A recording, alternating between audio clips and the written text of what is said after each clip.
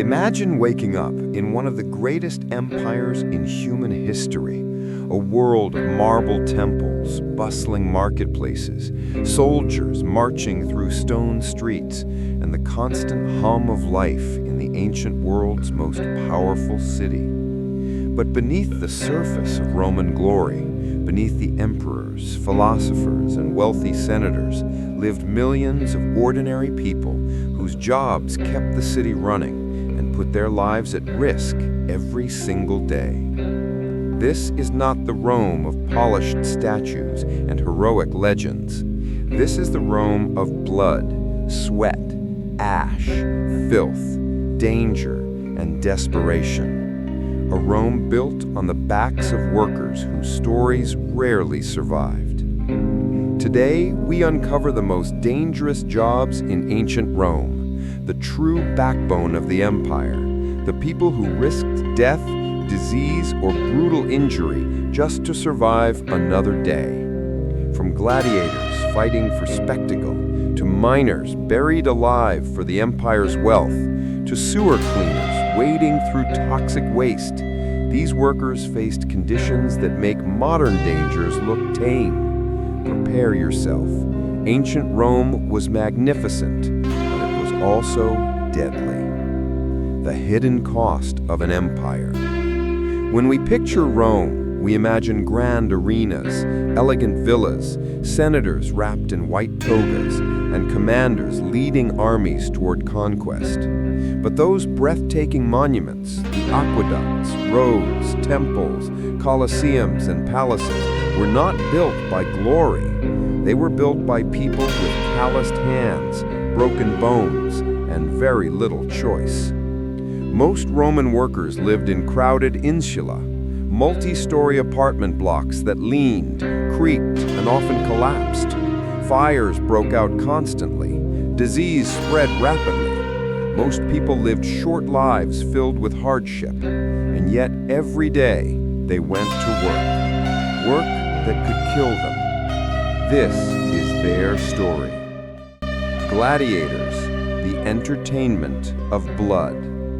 Let's begin with the most famous and most misunderstood dangerous job of the ancient world, gladiators. Not all were slaves, not all fights were to the death, but one thing was certain: becoming a gladiator meant stepping into an arena where death was always close enough to taste. The life of a gladiator. A young man, maybe an enslaved prisoner of war, maybe a criminal sentenced to fight, or maybe a desperate free Roman who sold himself into the arena for money, enters the gladiator school, the ludus.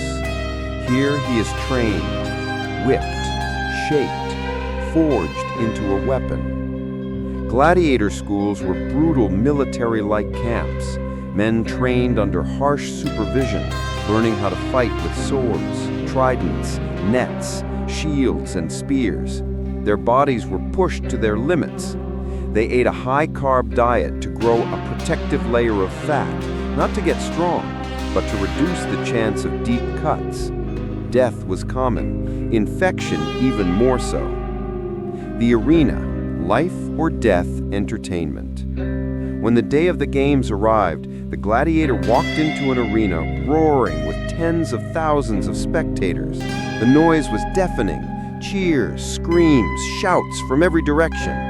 In the imperial era, the Colosseum alone held 50,000 to 80,000 people. Gladiators were entertainers, but entertainment came at the cost of agony. Fights were choreographed to a degree, but injuries were real. A broken bone, a deep gash, a smashed jaw, a lost eye. Even friendly training accidents were deadly. And all it took was one bad moment, a slipped step, a missed block, and a man could be dead in seconds. Some gladiators became celebrities. Most did not live long enough for fame. Death rate. While not all matches were to the death, studies suggest 1 in 9 gladiators died in the arena. But the real killer was infection. In an age with no antibiotics, even small wounds turned fatal. Walking into the arena meant accepting a life where every day could be your last. But for many Romans, especially the poor and enslaved, this was still considered a path to fortune, a chance for freedom, a chance to matter. But the cost? Everything. Miners, buried alive for the empire's gold. Rome was hungry for metal, gold, silver, lead, iron, copper. These raw materials fueled its military, its currency, its trade, even its plumbing. And behind that glittering economy were the miners, the deadliest work environment. Imagine being lowered into a narrow shaft deep underground with nothing but a small lamp burning animal fat. The air is suffocating, the heat unbearable. The walls constantly creak from pressure. Dust clogs your lungs. Poisonous gases leak through cracks. And above all, you know this tunnel could collapse at any moment. Roman mining was an industrial-scale operation centuries ahead of its time, but its safety regulations were practically non-existent. Most miners were enslaved people or convicted criminals. They had no rights, no protection, no hope of freedom. The horrors of underground life. The workday was sunup to sundown, though in underground there was no way to know which was which. Miners swung hammers against stone until their hands bled. They shattered rock with iron picks. They crawled through tiny tunnels that required lying on the stomach and dragging oneself forward. The dust filled their lungs until breathing burned. And the silence? Never reassuring, because silence meant the earth was shifting. Toxic death in the air. Roman gold mines often used a process called fire setting, heating rock with fire, then dousing it with cold water to crack it. The smoke alone was enough to kill. Other mines exposed workers to lead poisoning, mercury vapor, arsenic dust, collapsing tunnels, underground floods. Roman miners died young. Many died without anyone recording their names. Mining was so lethal that Roman writers compared mines to hell on earth. The empire didn't care. To Rome, miners were replaceable. The metals were too valuable. The money was too good. Miners kept the empire alive, but they rarely survived long enough to see old age. Sewer cleaners, working in a toxic underworld. Rome's sewer system, the Cloaca Maxima, was an engineering marvel, a vast underground network carrying waste out of the city. But for the people who maintained it, it was a nightmare. The Cloaca Maxima. High above ground, Rome bustled with life. Markets buzzed, senators argued, children ran through alleys. But far below, in a dark world of filth and echoes, sewer cleaners performed one of the empire's most revolting and deadly jobs. Inside the sewers. Sewer cleaners waded waist deep, sometimes chest deep, through a thick soup of human waste, dead animals, rotting food and industrial runoff from dye shops, tanneries, and workshops. In the dark, they felt their way along slippery stones. Rats crawled over their feet. The air was foul, filled with methane, ammonia, and poisonous fumes. They worked with wooden scrapers, shovels, and baskets to remove buildup from the tunnels. Sometimes they had to crawl. Sometimes they had to dive. Yes, dive under blockages to clear them from the inside.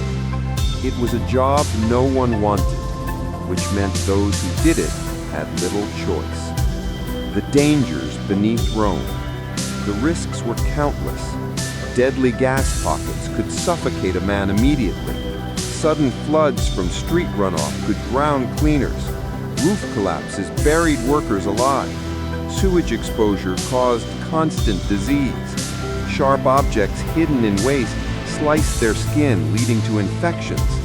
Even Roman writers admitted that sewer workers performed vile and dangerous tasks that others would not endure. Why do it? Because someone had to. Rome's sanitation system was massive. If the sewers clogged, entire neighborhoods would become unlivable. The sewer cleaners were invisible heroes, unseen, unthanked, but essential. Executioners, Rome's most feared public servants. The Romans believed in punishment, harsh, public, and theatrical. And the people who carried it out were the executioners. The stigma of death. Executioners were essential, but despised. Their job involved torture, crucifixion, burnings, beheadings, punishment of slaves, handling corpses, disposal of bodies, branding criminals. Because they dealt so closely with death, many Romans believed executioners were spiritually contaminated. They lived on the fringes of society, avoided by most, feared by many, and often forced to find spouses within their own profession. The job itself was dangerous. Criminals didn't always go quietly. An executioner could be attacked, injured, or even killed during public punishments. Crucifixions required lifting heavy beams. Burnings involved handling fire and oil. Torture chambers were cramped and violent. They worked long hours. They handled bodies carrying disease. And they lived under constant psychological strain. After all, their daily job was to kill human beings face to face. Executioners were feared, yes, but they were also prisoners of their own profession. Fire brigades, the nightmare of Roman fires. Rome burned constantly.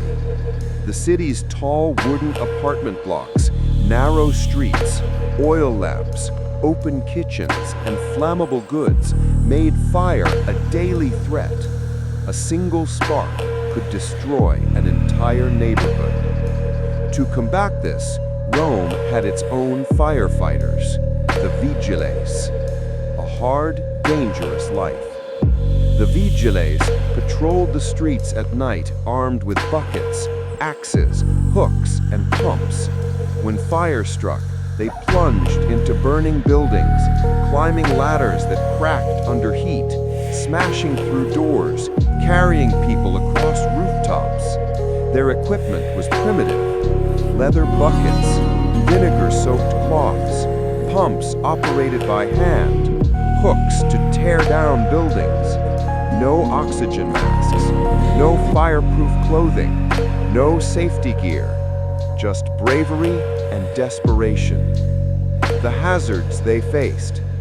Firefighters faced collapsing burning buildings, scalding steam, suffocation from smoke, falling debris, roof failures, extreme heat, explosions from oil and grain stores. One moment, a firefighter might be cutting through a wall to save a trapped family. The next, the building might crumble on top of him. Even when they survived the flames, smoke damage to lungs was permanent. Many vigiles died young. The other side of their job. The vigiles were also night watchmen. They dealt with thieves, drunks, brawlers, and street criminals. Confrontations turned violent. Many were wounded or killed patrolling the darkest, roughest streets of Rome. In a city where nights were filled with danger, the vigiles were the thin line between order and chaos. Sailors, the perilous life on Rome's sea routes. Sailing was the backbone of Roman trade. Grain ships fed the population. Naval fleets protected the empire. Merchant vessels carried wine, oil, pottery, metals, and luxury goods. But sailing was one of the most dangerous jobs in the ancient world. Storms and shipwrecks. Roman ships were sturdy, but vulnerable. A storm could snap masts, flood cargo holds or smash a vessel against rocks. Navigation relied on experience, stars, and luck. No maps, no compasses, no weather forecasts. A single mistake and a ship could vanish beneath the waves. Pirates everywhere. The Mediterranean wasn't peaceful. Before Pompey's anti-pirate campaign, thousands of pirate ships roamed the waters. Even after suppression, piracy never fully disappeared. Pirates didn't just steal cargo, they enslaved crews, or worse. Hard labor. Sailors worked non-stop, raising heavy sails, rowing in unison for hours, repairing ropes, loading and unloading cargo, balancing dangerous weights, sleeping in cramped quarters. Injury was constant. A snapped rope could take a man's eye. A shifting crate could crush a leg. Falls from rigging often ended in death.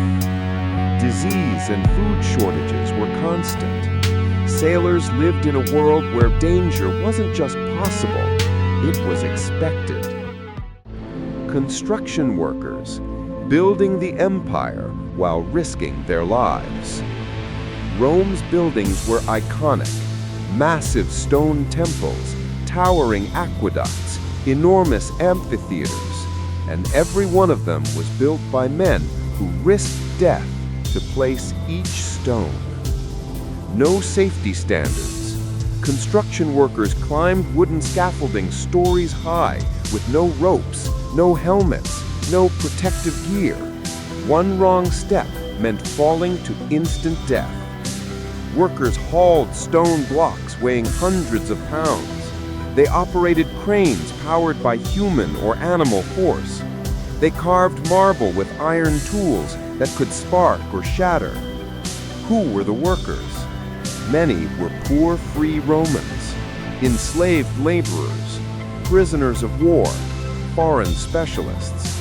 Some were skilled, most were not. Skilled or not, they were replaceable. Constant hazards. Workers faced dangers including falling from great heights, being crushed by stone blocks, collapsing scaffolding, rope failures, exposure to dust and heat, tool-related injuries, exhaustion. Roman construction sites were dangerous, but essential to the empire's grandeur. Animal handlers, taming the beasts of the arena. Roman games involved more than gladiators. They involved animals, thousands of them. Lions, elephants, bears, leopards, wolves, crocodiles, even rhinoceroses and hippos. Workers known as bestiarii and animal handlers were responsible for capturing, transporting, feeding, and releasing these creatures into the arena. The capture. Imagine trying to capture a full-grown lion with ancient tools.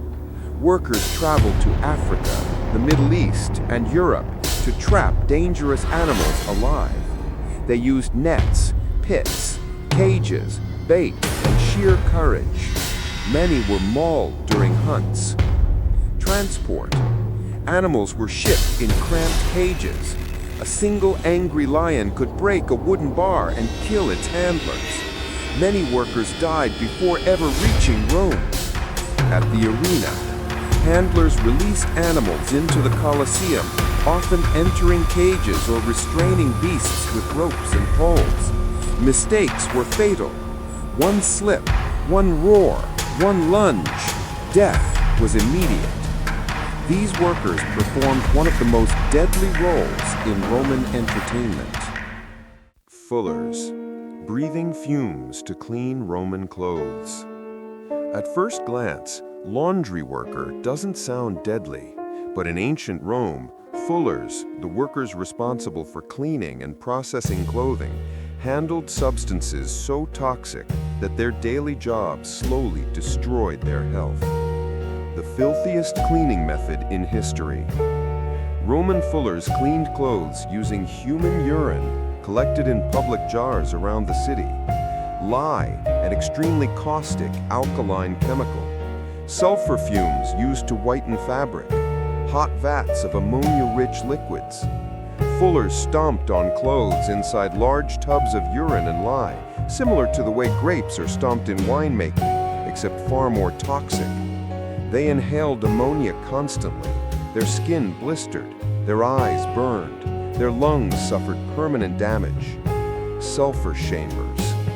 To whiten garments, fullers placed them inside sealed rooms filled with burning sulfur. But here's the horrific part.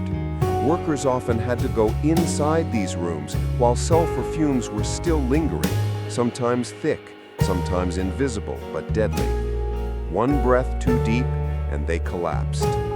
Social stigma. Touching urine all day made fullers social outcasts, yet they were essential. Rome demanded bright white togas, and someone had to suffer to make that happen. Tanners, working with rot, toxins, and dead animals. Leather was everywhere in Rome. Clothes, shoes, armor, belts, harnesses, tents, bags, military gear. But behind the scenes was one of the foulest and most dangerous professions in the empire: tanning. The revolting tanning process. Tanners were responsible for turning animal hides into usable leather. The steps involved scraping rotting flesh from hides, soaking skins in urine, using dog feces, yes, dog feces, to soften hides, stirring vats of bacteria-rich sludge, handling toxic tanning acids. This was not a job for the faint-hearted. The fumes were overwhelming. Workers often collapsed or vomited during shifts. Bacterial infections were constant.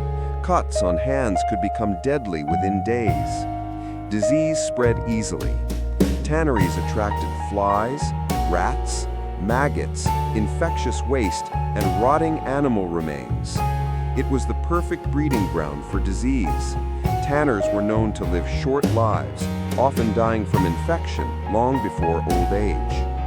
Forced to the edge of the city. Because the stench was unbearable, tanneries were banned from operating inside Rome's main neighborhoods. Workers lived near riverbanks or beyond city walls, isolated from ordinary Roman life, essential but unwanted. Mule drivers and cart haulers, the most dangerous job on the streets.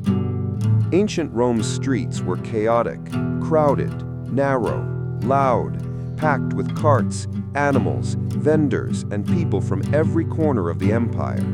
And the workers responsible for hauling goods through this maze, mule drivers, cart pullers, and haulers, faced one of the most dangerous daily environments in the ancient world. The streets were deadly. Carts were heavy, sometimes overloaded, often unstable. A single slip on uneven stones could topple an entire load onto the driver.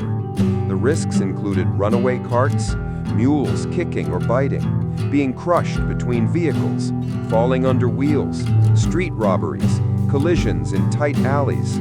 Roman law even restricted wagon travel during the daytime because congestion was so bad, meaning many drivers worked all night when crime and accidents were even more common. Night dangers. By night, the streets went dark. No lamps, no safety lighting, only moonlight and torches.